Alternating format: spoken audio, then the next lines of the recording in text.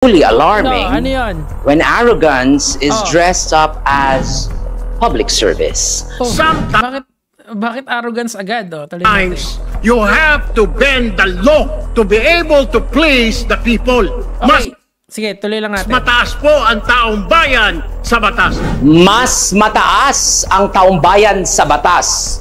Senator Erwin Tulfo. Okay, so i-break it down muna natin yun bago tayo dumako dun sa argumento nitong si Attorney Regal. Okay, so first and foremost, there is a context kung bakit niya sinabi yun. This is what is missing sa mga nagre-react dito eh. Kasi ang ginagawa nila, they are categorically saying na si Erwin Tulfo wants everyone to break the law. That's not the point there. The context of what he said there is napakasimple.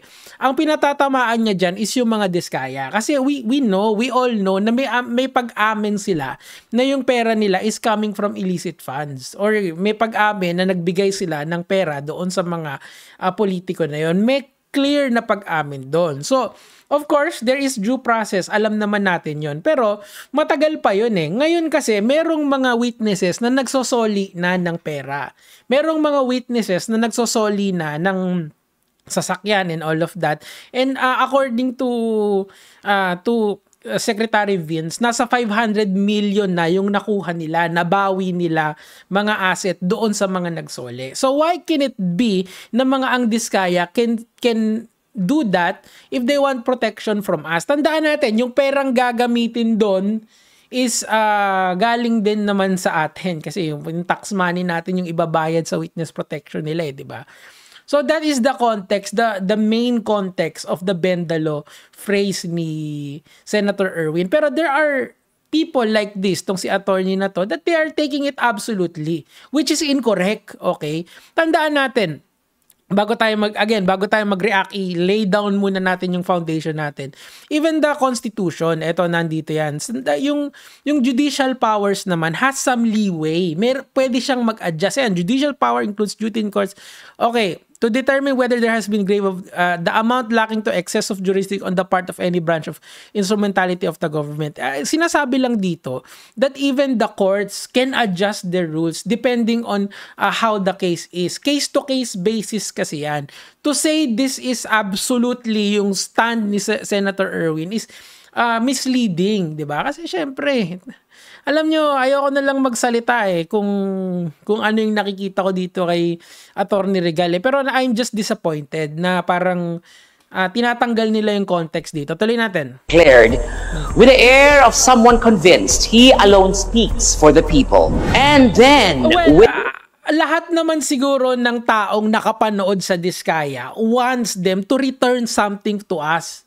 Ano ba naman yon? Magsoli sila ng 1 bilyon sa 100 bilyong nakulimbat nila sa mga proyektong pangit, sa mga proyektong substandard. What is the 1 billion? O wag na 1 billion eh, 500 million na lang eh. Kasi yung iba naman na mga witnesses, nagsoli sila. Meaning to say, there is flexibility in the law. The law can bend for the matter of as long as it favors the people. Kasi nga tayo naman yung ninakawan eh. My God! May gulay! Mind blown tuloy. Misplaced bravado. Am I right, Secretary Remulla? Yes, sir. He turned to the Secretary of Justice. Kasi gets the Secretary Remulla yan. By the way, si Secretary Remulla pala, he is not just any lawyer. Bar top notcher yan. Okay? Pero gets niya yung konteksto ni Senator Erwin eh, di ba? Kakainis talaga. Tuloy. Am I right, Secretary Remulla? And the Secretary replied, yes, sir. This is highly problematic. Why? Yes, sovereignty resides in the people, and all government authority emanates from them. That's Article 2, Section 1 of the 1987 Constitution. But remember, we cannot force the Diskayas right now to return something. We are merely asking them, if you are truly sorry for what you did, show us that you are truly sorry for what you did. Ano ba yung pinag-uusapan natin dito? May buhay ba silang kinuha? Well, technically, wala. Kasi syempre, hindi naman yun yung direct na nakuha nila, allegedly sa atin, which is the money. Why not return? Just a little bit. 'Di ba? Ano yung 1 billion na yon na isosoli nila sa National Treasury? Napakalaking bagay nun. There's so many people na matutulungan nun. Na merong mga flood control project na or wag na doon doon na lang sa healthcare na lang ng tao, sa education, libreng paaral, 'di ba? I'm just nakakainis lang kasi that even the lawyers are twisting the words of Senator Erwin instead of trying to understand the context, the bigger context of it. Tuloy natin. The same charter also makes it crystal clear. No one shall be above the law. Article 3, Section 1. The rule of law is Wala namang sinasabing na ibe-break yung law eh. They are just bending it for the people, 'di ba? Kasi nga yung tayo naman yung naapektuhan dito eh. They have already broken the law. 'Di ba? compromising. Both the governed and those who govern are equally bound by it. Kaya kapag sinabi ng isang senador at ng kalihim ng hustisya na mas mataas ang taumbayan kaysa sa batas, they confuse sovereignty with supremacy. Sinabi naman niya, may qualifier naman si Senator Erwin doon. Sometimes. Hindi naman all the time. Bakit sinasabi natin na lamang ang tao dito sa konteksto na to? Because there is explicit na pag-amin ng mga diskaya na meron silang kinuhang salapi sa taong bayan. What is hard to understand there? What is so hard to understand there that we have to twist the narrative in favor of something? Diba? I just don't get it. I really don't. Parang ano kasi, sobrang sama nung tao kasi gusto niyang ibalik yung pera sa taong bayan. What's wrong with... Sovereignty belongs to the people, yes, but it only finds life and legitimacy through laws duly enacted.